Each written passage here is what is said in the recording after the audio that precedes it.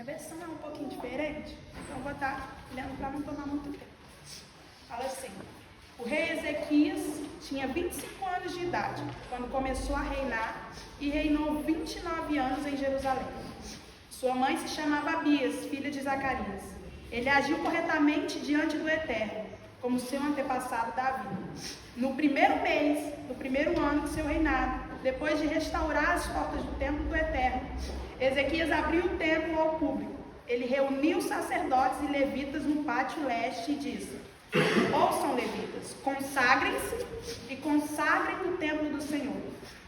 Façam uma boa limpeza nele. Nossos antepassados erraram, viveram em pecado diante do Eterno. Eles desprezaram, deixaram de frequentar o templo, o lugar de encontro com o Eterno, e o abandonaram.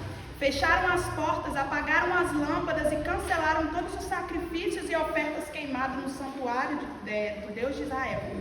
Por causa disso, o Eterno ficou furioso conosco e expôs nosso povo à zombaria e ao desprezo, como vocês estão vendo. Foi por isso que nossos antepassados foram mortos, e é por isso que as nossas mulheres, nossos filhos e nossas filhas foram levadas a cativo e se tornaram escravos. Portanto, decidi fazer uma aliança com o Deus de Israel, para que a ira do Eterno seja retirada de cima de nós. Filhos meus, não sejam negligentes. O Eterno escolheu vocês, para que permaneçam em sua presença e sirvam, conduzindo e dirigindo sacrifícios. Essa é a vida de vocês. Sejam cuidadosos e dedicados em tudo que fizerem. Amém, Jesus. E eu estava lendo essa passagem e eu nunca tinha parado para ler da forma que eu li e estudar. E o Senhor falou muito no meu coração. Porque Ezequias ele assumiu o reinado com 25 anos de idade. Reinou sobre Judá e Jerusalém. Nesse momento a nação estava tão caótica, Judá estava longe de Deus, eles adoravam outros deuses, o templo estava fechado, o rei Acais havia quebrado os utensílios do templo e fechado as portas de lá, de maneira que o templo ficou sujo, abandonado, deixado de lado. E aquele povo era muito idólatra. Então, quando Ezequias ele entra no reinado, tem uma observação logo no início do texto que fala assim: no primeiro mês do primeiro ano do seu reinado, Ezequias decidiu restaurar o templo do Senhor. A primeira coisa que ele fez foi restaurar. Aleluia. É como se ele falasse aqui nós só vamos servir a um Deus. Aleluia. Aqui nós só vamos adorar a um Deus. O Deus de Isaac, o Deus de Abraão, o Deus de Isaac e o Deus de Jacó. O Deus que faz aliança, o Deus que faz promessa e o Deus que cumpre a promessa que ele fez. Então Ezequias propõe aquilo em seu coração e ele estabelece aquilo. Mas ele não começa o concerto de baixo para cima. Ele começa o concerto de cima para baixo, porque o concerto ele primeiro começa no altar. Aleluia.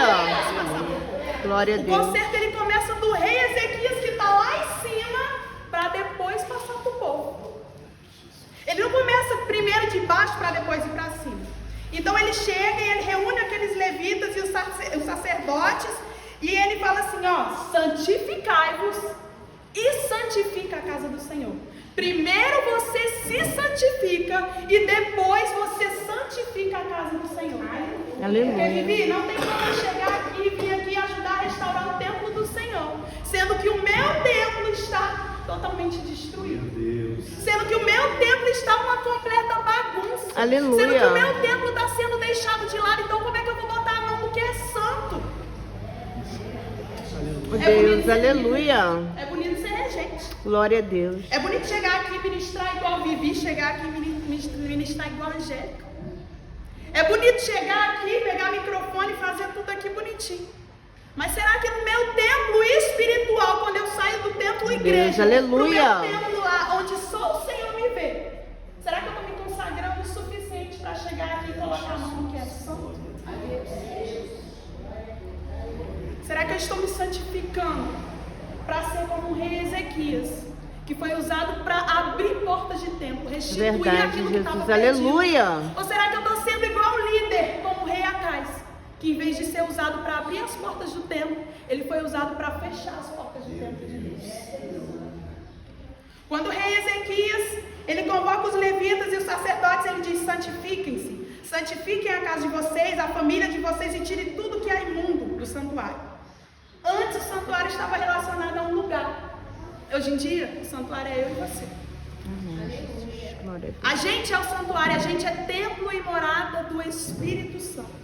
E a primeira coisa que se vê é um avivamento. Se você quer um avivamento, se você quer uma restauração, se você quer viver algo novo na presença do Senhor, a primeira coisa que você tem que fazer: retira tudo o que há imundo de Meu dentro Deus. de você. Aleluia. Porque não tem como começar algo novo com o Senhor, sendo que as coisas do mundo, as coisas do pecado, as coisas do inimigo estão dentro de mim.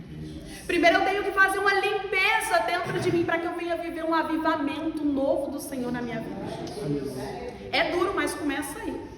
Porque não adianta a minha vida pública, na qual eu estou expondo aqui, ser linda, e a minha vida particular não ser. Porque aqui, quando eu estou aqui, eu consigo esconder de pessoas no qual estão me vendo. Mas e no teu oculto e no teu particular, quando você fecha a porta e só o Senhor te vê? Dele você não consegue esconder. Aleluia. E quando Glória a você Deus. entra ali pelaquela porta e você vem aqui, a sua entrega não é para as pessoas que estão aqui sentadas, não. A sua entrega é para o Senhor. Será que Ele está recebendo a tua entrega e a tua adoração? Deus, aleluia. Amém. Será que seu santuário está limpo o suficiente para entregar para o Senhor e Ele está recebendo aquilo que você está entregando? Isso te assusta ou isso te alegra? Depois o rei Ezequias abre as portas do templo e diz: sabe por que nós estamos passando por isso? Porque nossos pais negligenciaram a vontade de Deus. Eles fecharam a porta do templo. E o que seriam as portas do templo? Se nós somos o templo, as portas do templo são aquilo que entra, os nossos ouvidos. Aquilo que absorve, tudo aquilo que absorve. A Bíblia diz que a fé, ela vem pelo ouvir e ouvir a palavra de Deus. E a primeira coisa que ele está falando para a gente é: os nossos pais fecharam a porta do templo e nós não podemos estar com essas portas fechadas. Nós somos sacerdotes. Sacerdote não é só o pastor, não é só diácono, não é só presbítero. Verdade, Jesus, Nós aleluia. somos sacerdotes. E na unção sacerdotal havia um rito. Lá em Levítico e Êxodo, se eu não me engano, está lá também. Havia um rito que quando eles iam consagrar alguém como sacerdote, eles matavam um cordeiro. E com o sangue do cordeiro eles passavam no lóbulo da orelha direita. E aquilo dizia que ele estava apto para ouvir e obedecer a voz do Senhor. Qual é a voz que você está ouvindo nessa manhã? Deus, aleluia. A voz que te aproxima e que te faz chegar mais perto de Deus, ou a voz que está te levando para longe de Aleluia. Deus? Na unção sacerdotal, eles faziam isso. Eles ungiam a orelha, o polegar direito e o polegar do pé direito também. E às vezes a gente deixa de ouvir vozes, a voz do Senhor, para ouvir vozes de pessoas que nos distanciam da presença do Senhor. Verdade. E o Senhor me trouxe a memória: quanta gente já entrou e não já saiu daqui, pastor Joel? Que já entrou, já conviveu aqui, já congregou aqui, hoje em dia não estão mais aqui, estão lá fora, perdidas lá fora, com templos fechados, sujos, abandonados, que foram deixados de lado, porque em vez de chegar aqui e adorar o Senhor, em vez de chegar aqui e ouvir a voz do Senhor, decidiram ouvir vozes que distanciaram e levaram para longe da presença do Senhor. E foi a mesma coisa que aconteceu lá no Jardim do Éden. Quando eles decidiram dar ouvido a uma terceira voz, a terceira voz ela trouxe confusão. Aleluia. Glória a Deus. Quando a terceira voz entrou, eles pararam de ouvir a voz que trazia sustento para eles, a voz que trazia direção, e pararam de ouvir a voz de Deus. Qual voz que você está ouvindo nessa manhã que te aproxima Deus, do Senhor, aleluia. que te leva para longe dele? Amém, Jesus. Eu creio que a consagração ela é só o início do culto da noite. Verdade. E que você saia daqui ouvindo essa palavra e disposto a abrir as portas do templo para o Senhor. Que você saia daqui disposto a abrir as portas do templo e fazer uma limpeza. E que você abra as portas do Meu templo Deus, para aleluia. estar ouvindo a voz Glória do a Senhor. Deus. Mas que quando você abrir as portas do templo, você entre nele e você acenda as luzes. Porque sabe o que o Senhor falou comigo? Meu Deus. As luzes do templo, a palavra fala: lâmpada para os meus pés e luz para os meus caminhos é a tua palavra. Quem está aqui com os ouvidos abertos, as portas do templo abertas e as luzes acesas, não tem tempo para perder. Aleluia. Deus, aleluia. Pessoas que levam para distante de É verdade, Deus. Jesus, aleluia. quem está direcionado pela voz do Senhor, quem está guiado pela palavra dele. A palavra dele não me traz confusão, a palavra dele não me tira do foco. Não me leva a perder com disse-me-disse, com fofoca que me leva para longe. Mas é essa palavra que me sustenta e que mantém de pé. Ela que me Deus, diz, aleluia. eu não consigo levantar da minha Aleluia. cama. Não é ninguém que te sustenta, não. Essa palavra e essa voz que ela me diz: levanta porque eu estou contigo. Levanta porque eu te aleluia. sustento. Levanta porque eu te dou Glória a força. Deus, aleluia. Escolha ouvir a voz do Senhor nessa manhã. Tire tudo que é imundo, que te distancia do Senhor, que te impede de entregar o seu melhor para Ele. Aleluia. Naquele tempo eles ungiam o lóbulo da orelha, o polegar, a ponta do pé. Mas hoje não, hoje você tem o privilégio, porque você foi lavado e remido por completo pelo sangue do Cordeiro. Você saiu da morte para a vida. Os seus pecados foram levados com Ele. E você tem o privilégio hoje de chegar na casa do Senhor para adorar o nome dEle. Você é privilegiado. No verso 11, ele fala que nós somos escolhidos para ser os seus ministros. Ministro não é só quem está aqui com o microfone, não. Ministro não é só quem chega aqui para ministrar, porque quem tem cargo, não. Ministro é quem foi escolhido para trazer pessoas para perto de Deus. Ministro é quem foi escolhido para apresentar o Deus que você serve para outras pessoas que não conhecem. Meu Deus, então você aleluia. não precisa chegar aqui e estar com o microfone na mão para ser ministro do Aleluia. Senhor. Comece hoje a consertar o teu altar. Abra as portas do templo. Começa a estar ligado à voz do Senhor. Acenda as lâmpadas do templo. E comece também a fazer uma limpeza. E fala: Senhor, tira de mim tudo que não é teu. Tira de mim tudo que é imundo. Tira de mim tudo que é sujo. Tudo que me afasta da tua presença. E Deus, começa aleluia. a colocar mais lenha no altar. Glória a Deus. Começa a colocar lenha no altar mais uma vez. Começa a queimar oferta no altar. Talvez tenha áreas da tua vida que você chegou hoje aqui que estão esquecidas há muito tempo. Estão paralisadas há muito tempo. Mas a palavra fala: não negligencia. Ela fala: não negligencia. Porque ainda há chamado. Porque ainda há esperança. Porque se você levantou hoje pela manhã e você pode respirar, se você pode desfrutar mais uma vez de um novo dia, é porque ainda o Senhor tem algo para fazer na tua vida. Não perca tempo, não.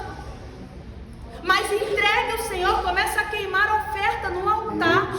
E saia daqui convicto dizendo: Senhor, eu só vivo para te servir, eu só vivo para te adorar, eu só vivo para te exaltar. Eu estava esses dias lá em casa, pastor Joel. Porque quando eu estava antes distanciado do Senhor, às vezes a gente está na igreja e a gente está distante. Não é porque eu estou aqui que eu estou totalmente envolvida, não. Às vezes a gente está aqui dentro, mas a gente está distante. E às vezes eu cheguei em casa e eu estava meditando. E teve um tempo no qual eu estava na igreja, mas eu estava distante do Senhor. E eu não fazia tanta questão. E quem me conhece sabe que a minha família é um pouquinho distante. É cada um por si. E minha família mais próxima é a família do meu esposo. E antes, minha família não me chamava direto: vamos fazer isso, vamos fazer aquilo, vamos fazer assim, dessa forma. Ninguém se preocupava. Mas teve um tempo que eu decidi me posicionar. E quando eu me posicionei, eu comecei a me envolver nas coisas do Senhor, porque eu me sentia Aleluia. envolvida Glória a naquilo que eu Deus. fazia. E minha família começou a fazer assim: aqui, hoje você podia vir para aqui para casa, hoje a gente podia fazer não sei o quê, a gente podia fazer tal coisa. E toda vez que eles me chamavam, eu tinha um compromisso na igreja. Toda vez que eles faziam assim: vamos fazer isso, isso e isso, eu falava: poxa, hoje eu não posso, tenho compromisso. E elas falavam assim: de novo. Teve um dia que eu escutei falando assim: mas tu só vive para ir na igreja? Tu não tem tempo de mais nada, tu só vive para ir para a igreja? E aquilo ficou na minha cabeça. E eu falei: será, Senhor? Não Não que você não tenha que dar tempo para a tua família, não. Mas você tem que entender uma coisa. Tudo que nós fazemos aqui na terra, se você quer morar no céu com o Senhor, é consequência daqui, das suas atitudes, dos seus atos aqui na terra. Não adianta eu querer morar no céu se aqui na terra eu não sou próxima de quem é o dono do céu. E eu refleti com o Senhor, eu fiz, será, Senhor? E o Senhor falou, me trouxe a memória. Vamos lembrar naquele dia no qual você precisava de ajuda? Meu Deus, aleluia. Glória a Deus. Teve dia que eu não conseguia nem levantar da minha cama e eu falava, Senhor, eu não quero mais. E o Senhor falava, vai, tenta mais um pouquinho. Você vai conseguir. Meu Deus, aleluia. Tinha dia, pastor Joel, que estava faltando as coisas lá em casa, ninguém ajudou. Chegou provisão, mas eu sei que não foi ninguém, foi o Senhor. Teve dia que estava faltando as coisas lá na minha casa e a conta parece que não batia para pagar. Mas chegava no fim do mês, estava tudo pago. Se fosse botar na calculadora, a gente não sabe nem de onde saiu o dinheiro. Glória a Deus. Tu és fiel, E eu Jesus, entendo aleluia. que não foi ninguém que me sustentou, não. Foi a mão do Senhor. Oh, glória. Eu entendo que não foi ninguém que estava do meu lado, não, mas foi o Senhor que me trouxe o sustento. E era porque eu estava com as portas do templo abertas, as luzes acesas, e eu decidi me posicionar. Aleluia. E eu entendi Aleluia. que quem estava no controle, a voz que me trazia clareza e me trazia sustento, era do Senhor. Aleluia. E eu entendi, Senhor, eu não quero me imaginar com outro motivo a não ser te adorar e te servir. Eu não quero me imaginar longe da tua presença, longe dos teus caminhos. E que você saia daqui hoje assim, com as portas do templo abertas, com as luzes acesas e pedindo para o Senhor, me afaste de tudo que não provém de ti e tudo que me leva para longe da tua presença. Assim eu agradeço a oportunidade. Glória. Aleluia.